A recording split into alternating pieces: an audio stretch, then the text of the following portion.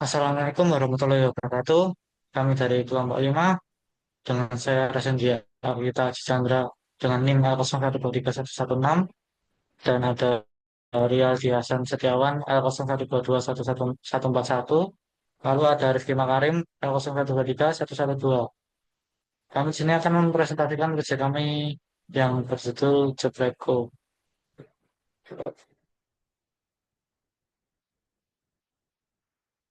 Sebenarnya ada deskripsi website. Jebleko adalah platform inovatif yang menghadirkan pengalaman foto digital terjangkau dan mudah.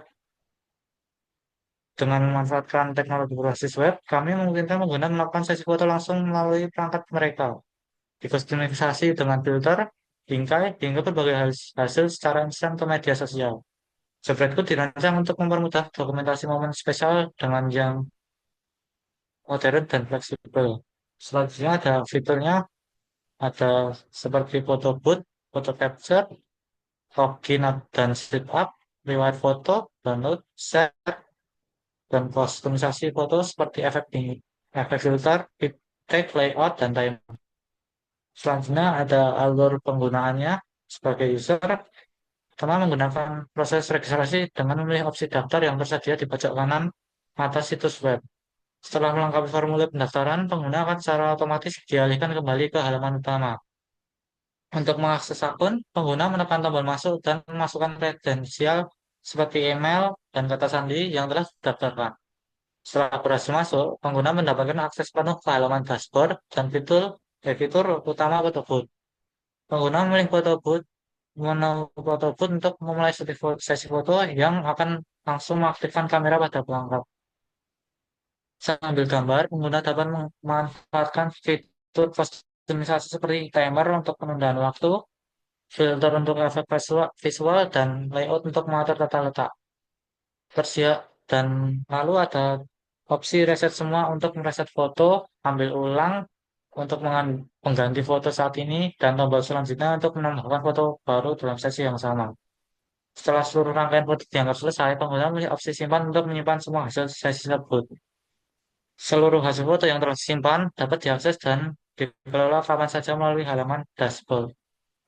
Yang terakhir, di dalam dashboard, pengguna memiliki kontrol untuk melakukan berbagai tindakan pada foto, seperti melihat, mengedit, mengunduh, menghapus, atau membagikan ke media sosial. Selanjutnya, alur penggunaan untuk admin. Yang pertama, admin masuk dengan email dan kata sandi dari akun yang sudah ada. Kemudian, admin akan diarahkan ke dashboard admin. Pada bagian dashboard admin, bisa memantau kunjungan dan melihat daftar user. Terima kasih. Selanjutnya, dari Rifki Makarim untuk demo websitenya.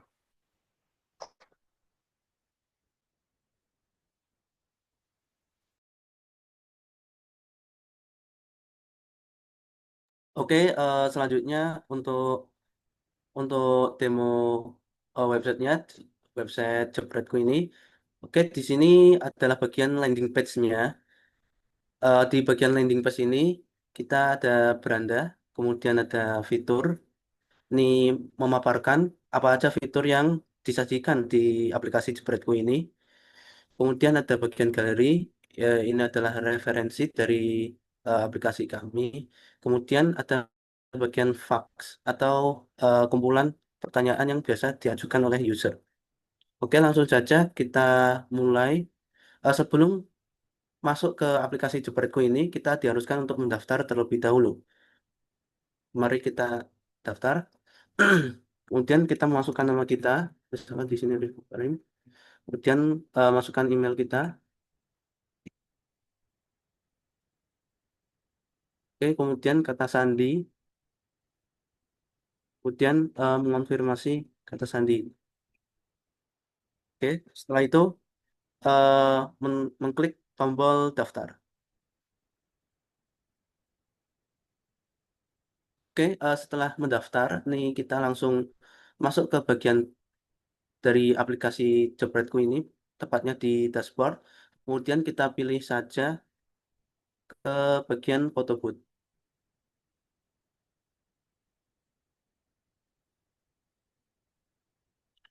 Oke, sudah di bagian photo booth. Di sini photo booth ada timer. Di sini timernya ada 3 detik, 5 detik, dan 10 detik. Misalkan ini saya ambil 3 detik. Kemudian di bagian layar ini ada dua mode, yaitu untuk 3 pose dan 6 pose. Ini misalkan kita ambil 3 pose.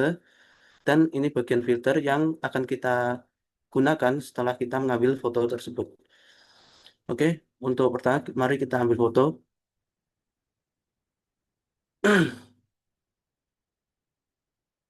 Oke, setelah mengambil foto, ini ada 3 tombol, yaitu reset semua, tombol ambil ulang foto, dan tombol selanjutnya.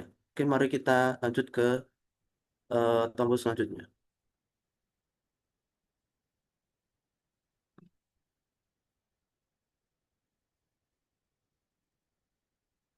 Oke, selanjutnya, ini tadi ada 3 tombol, yaitu reset semua, dan ambil ulang foto, dan selanjutnya di tombol reset semua ini akan mereset semua foto yang telah kita ambil.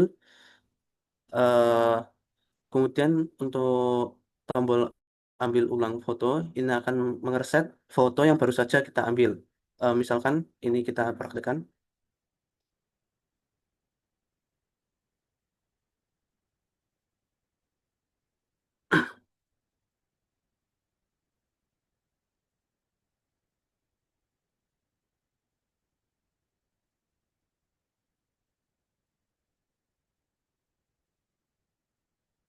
Oke. Kemudian mari kita lanjutkan untuk menekan tombol selanjutnya.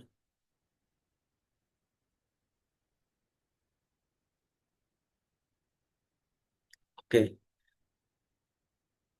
Oke. Kemudian kita akan menyimpan foto tersebut. Oh ya, sebelumnya kita bisa menerapkan filter yang tadi. Ini kita bisa memilih apa filter yang akan kita inginkan, grayscale, atau sepia, atau retro. Ini di sini kita akan pilih grayscale. Kemudian menyimpan foto tersebut. Nah, di sini artinya foto tersebut sudah tersimpan, yang nantinya kita bisa melihatnya di halaman dashboard. Di halaman dashboard, ini adalah tampilan untuk menyimpan hasil foto tadi yang sudah kita foto. Oke, kemudian di dashboard ini kita bisa melihat foto, kemudian bisa mendownload foto tersebut,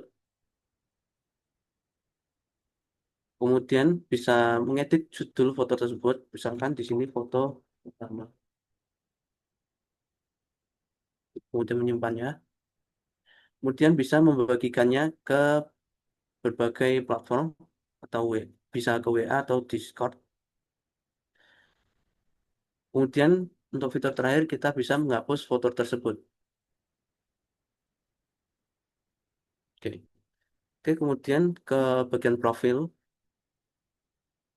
Di sini di bagian profil, ini kita bisa memperbarui informasi profil kita, yaitu kita bisa memperbarui nama kita atau email, kemudian bisa memperbarui kata sandinya, kemudian juga bisa menghapus akun yang kita gunakan saat ini. Oke, setelah itu mari kita keluar. Oke, selanjutnya kita ke bagian sisi adminnya.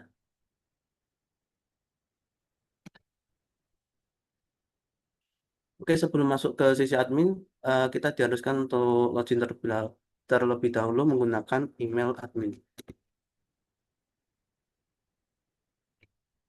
dan memasukkan kata sandinya.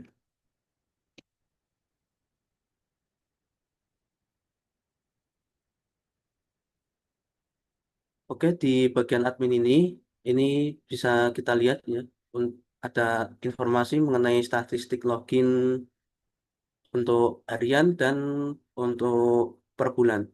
Kemudian kita bisa untuk mengecek daftar user yang telah login di aplikasi ini. Kita bisa ngecek jumlah snapshot yang telah diambil dan lain sebagainya. Oke, mungkin begitu untuk demo aplikasi ini. Mungkin selanjutnya untuk penjelasan source code-nya akan dilanjutkan teman saya. Terima kasih.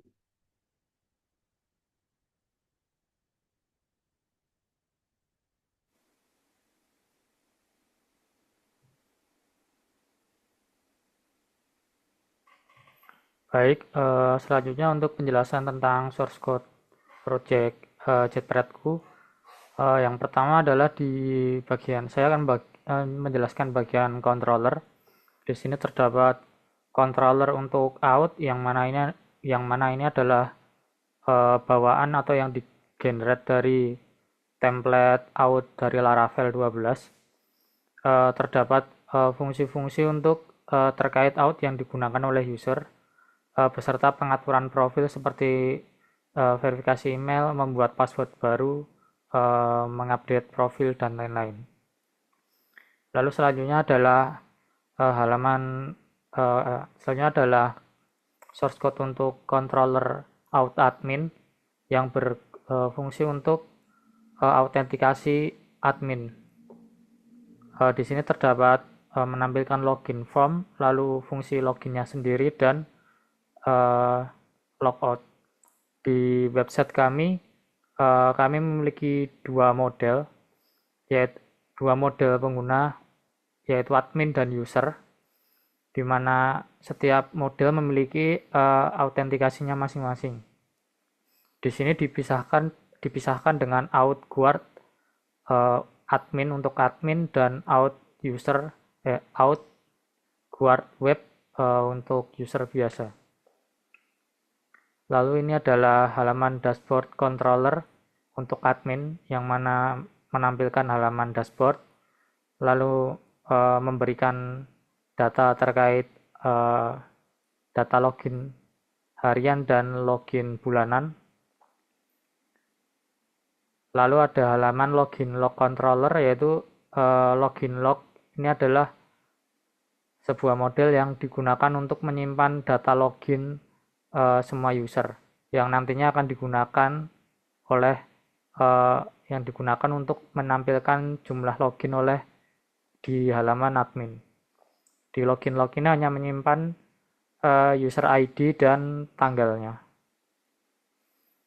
Selanjutnya adalah halaman profil, ini untuk mengedit profilnya. Lalu ada controller snapshot controller yang berfungsi untuk mengatur semua yang berkaitan tentang photo booth-nya, seperti menampilkan halaman dashboard, lalu menyimpan foto yang telah ketika pengguna selesai mengambil foto, lalu menyimpan. Fungsi ini yang melakukan. Lalu selanjutnya adalah fungsi update untuk mengganti judul fotonya yang ada di halaman dashboard.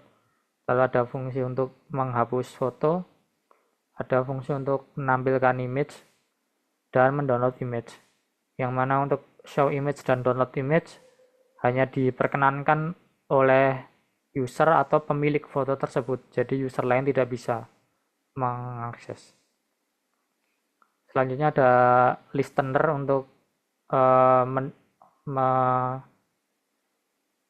mendengarkan ketika ada event login yang dilakukan oleh user, maka akan dilakukan login log untuk membuat log baru terkait login yang menyimpan data user ID.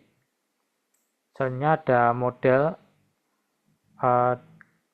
Di sini ada 4 model, yaitu untuk admin. Lalu untuk login log ada snapshotnya berupa title pad dan user ID, dan ada usernya, yang mana user memiliki banyak snapshot dan memiliki banyak login logs. Selanjutnya ini adalah desain database-nya, struktur database-nya. Untuk user terdapat name, email verified ad, dan passwordnya. Lalu untuk snapshot terdapat path-nya atau tempat disimpannya, lalu ada title dan user ID atau si pemilik foto. Lalu untuk admin ada nama, email, dan password. Lalu untuk login log hanya menyimpan user ID dan timestamp atau waktu dibuatnya. Selanjutnya adalah bagian tampilan atau layout. Di sini terdapat folder admin yang mana ini berkaitan dengan semua tentang admin. Contohnya untuk layout ada app.blade.php. Ini adalah halaman utama atau halaman dashboardnya yang dijadikan layout ketika admin sudah login. Lalu ada halaman navigation untuk dashboard admin. Di sini adalah halaman dashboard admin yang mana tadi menampilkan daily login dan monthly login, dan ada tabel daftar user. Data terkait daily login dan monthly login tadi diproses di JavaScript, oleh karena itu penggunaannya dari Laravel lalu dikirim sebagai JSON, lalu di JavaScript dia menangkap JSON-nya itu di sini lalu diolah untuk dijadikan chart. Selanjutnya ini adalah bagian loginnya untuk admin. Lalu untuk bagian folder out adalah untuk user, seperti ada login, confirm password, forgot password, halaman register, seperti itu. Lalu ada halaman komponen, yaitu bagian-bagian di website kami yang mungkin bisa digunakan berulang kali, seperti ada drop down link, terus ada nav link, ada primary button, dan lain-lain. Lalu ada layout yang mirip seperti bagian admin, yaitu terdapat app ketika user sudah login, lalu ada layout untuk guest ketika dia belum login, lalu ada layout untuk navigasi.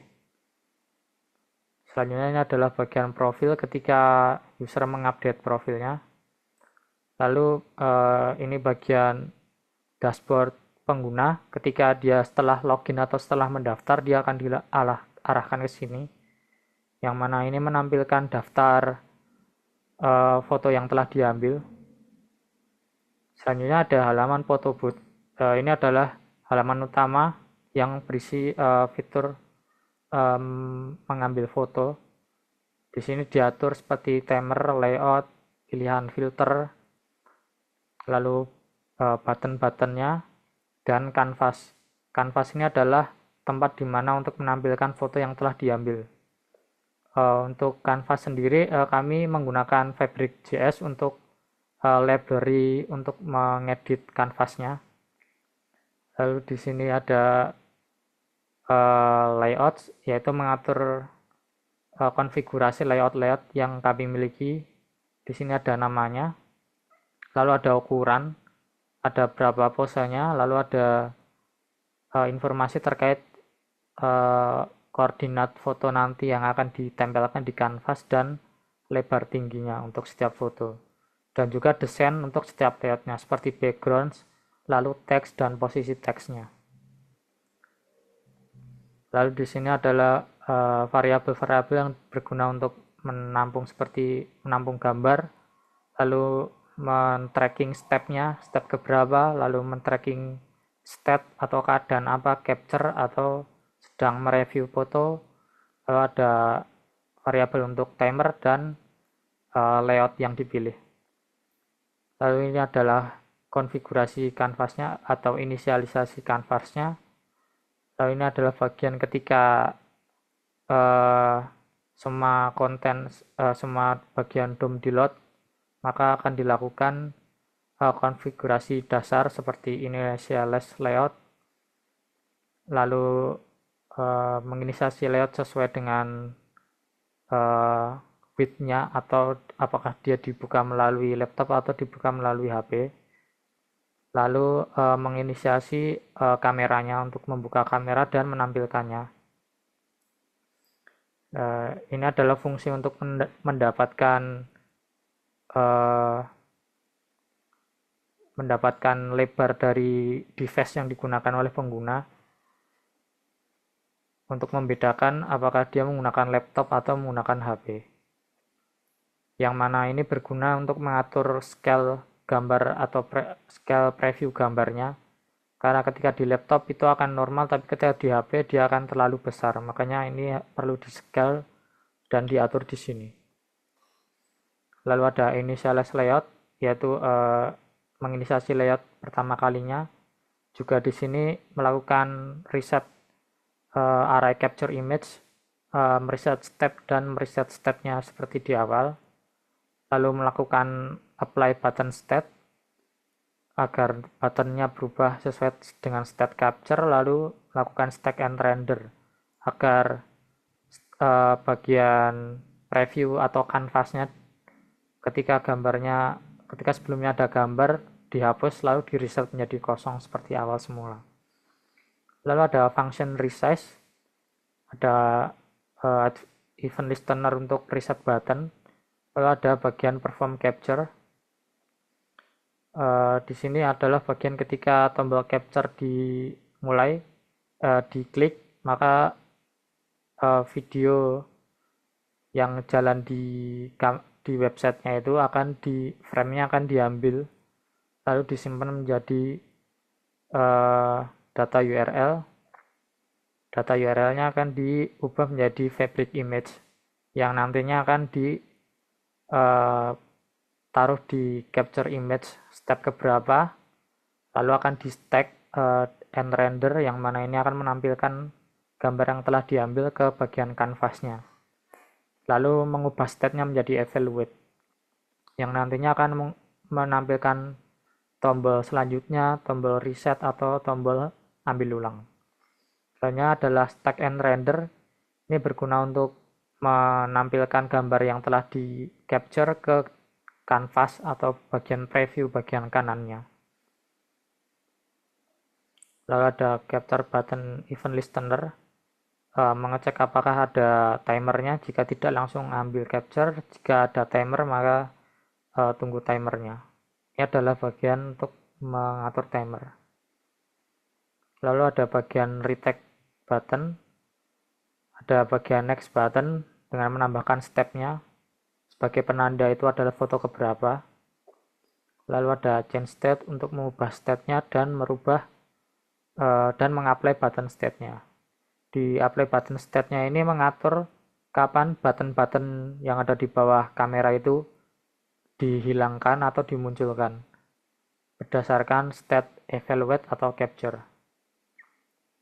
Selanjutnya adalah untuk mengatur option filter. Di sini adalah fungsi untuk meng-apply filter ke semua gambar yang telah diambil. Lalu ada save button, yaitu menyimpan gambar yang telah diambil agar bisa dilihat di dashboard. Mungkin cukup sekian penjelasan project dari kami. Jika ada salah, mohon maaf. Wassalamualaikum warahmatullahi wabarakatuh.